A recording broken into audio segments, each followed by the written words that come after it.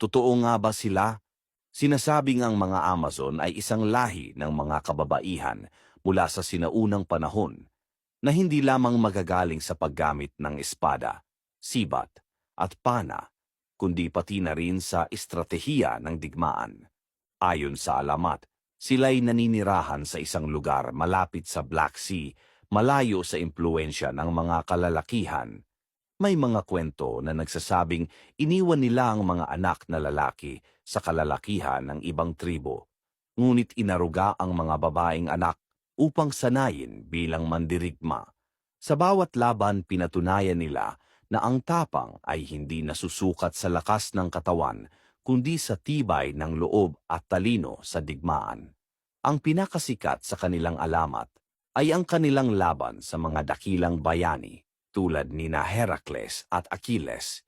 Subalit ang tanong ay nananatili. Ang mga Amazon ba ay mito lamang o sila'y tunay na bahagi ng kasaysayan?